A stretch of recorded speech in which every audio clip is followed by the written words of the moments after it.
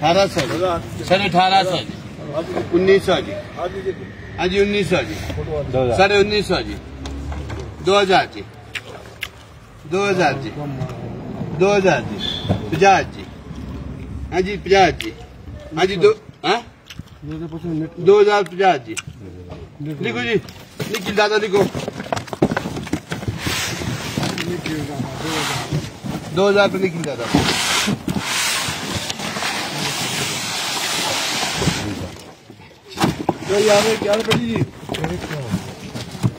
ठीक है, रेड है, रेड है, बहुत बढ़िया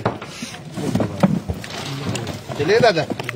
बोलो जी, निकाल भाई 1500 जी, 1550 जी, 1650 जी, 1700 जी, 1750 जी, 1700 रुपये लिखो जी। जी दादा 1700 रुपये लिखो जी।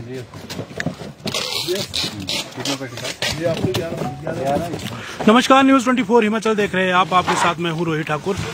इस वक्त की ताज़ा तस्वीरें मैं आपको शिलारू SST मंडी से दिखा रहा हूं, जहां पर अभी भी जो सेब का क्रम है वो लगातार चला हुआ है। आपने बोलियां भी देखी। अब हम बात भी करेंगे जो मंडी के संचालक है बंटू जी से, लेकिन पहले देखते हैं कि ये लॉट जो खुल रहा है ये क्या रेट बिकता है। बोलो जी 900 रुपये जी।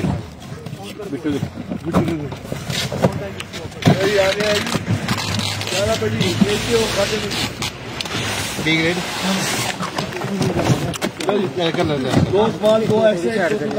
कलर ऐसे भाई बढ़िया माल है।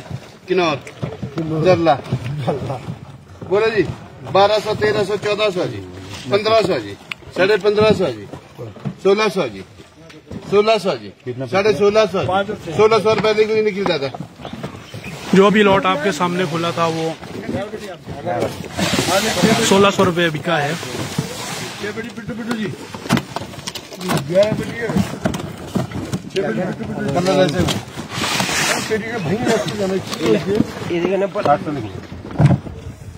एक 1000 रुपये लिखो। गाड़ी 72 पेटी का लॉट है POP। 72 पेटी की 2000 3 17 सामान 18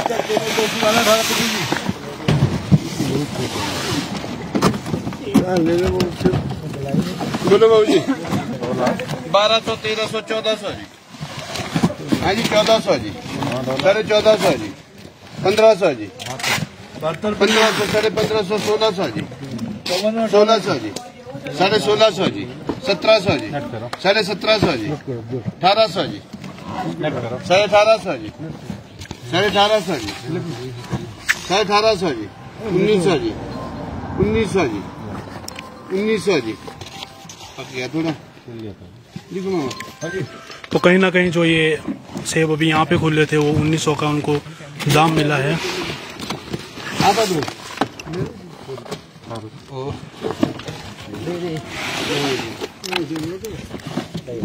चलो भाई हो जाएगा। चलो ठीक है तुम 1850।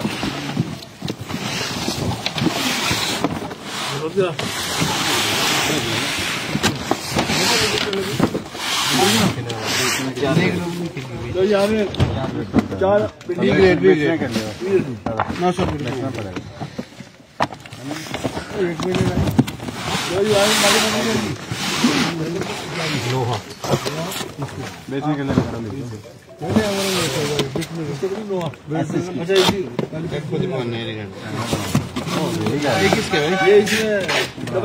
गोल्डन के यहाँ पर डब्बे खुले हैं, आइए देखते हैं इनका क्या दाम लगता है।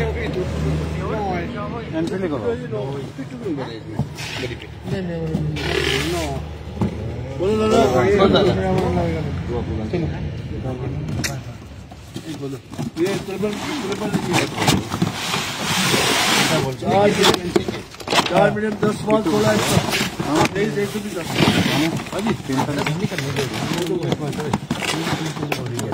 ये बोलो और जरा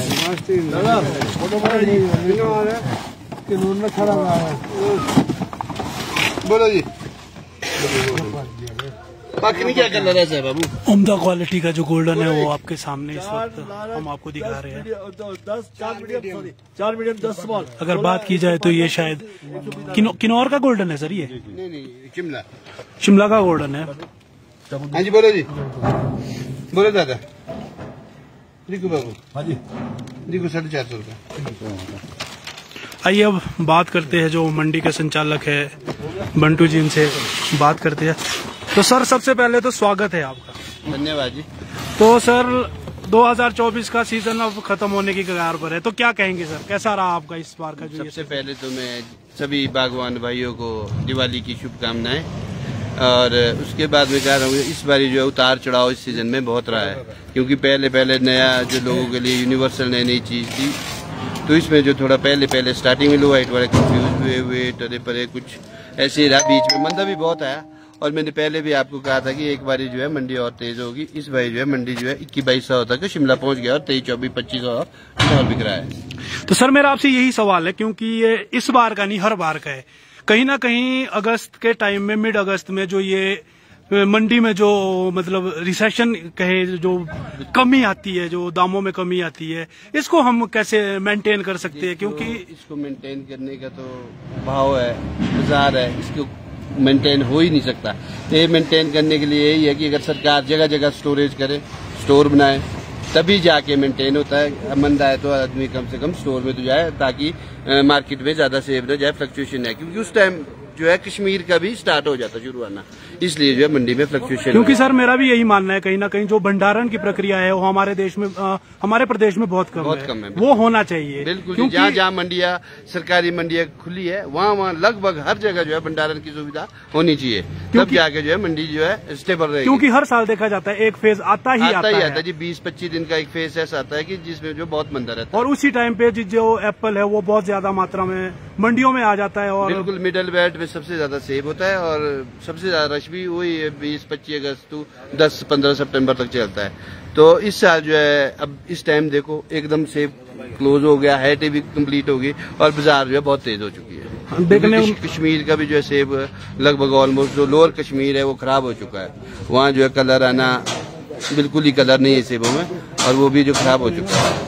अगर बात की जाए सर सेब की, हिमाचल में तो 5000 करोड़ प्लस की आर्थिकी है, और रेट के चक्कर में कहीं ना कहीं जो बागवान है उनका हमेशा क्या रहता है, क्योंकि खर्चे ज्यादा है, और जो बीच वाला जो हम जिस फेज की बात कर रहे हैं उस फेज में बागवानों को अच्छे दाम नहीं मिलते। ये बात हिमाचल की ही नहीं है, अपितु अगर कश्मीरों के बागवानों से भी बात की जाए तो उनका भी यही कहना है कि उनको शिमला इफेक्ट करता है, शिमला वालों को कश्मीर इफेक्ट करता है। तो कहीं ना कहीं जो आपने बात कही मैं उससे बिल्कुल सहमत हूँ कि भंडारण की जो प्रक्रिया है वो, और प्रक्रिया तो चलो दूर की बात है, क्षमता हमारे पास नहीं है, वो होनी चाहिए। बिल्कुल नहीं है जी। अगर किसी भी मंडी, हमारी इतनी मंडी है खुली है, कहीं भी जो है मंडी के जो है गवर्नमेंट के जो है भंडारण की सुविधा नहीं है।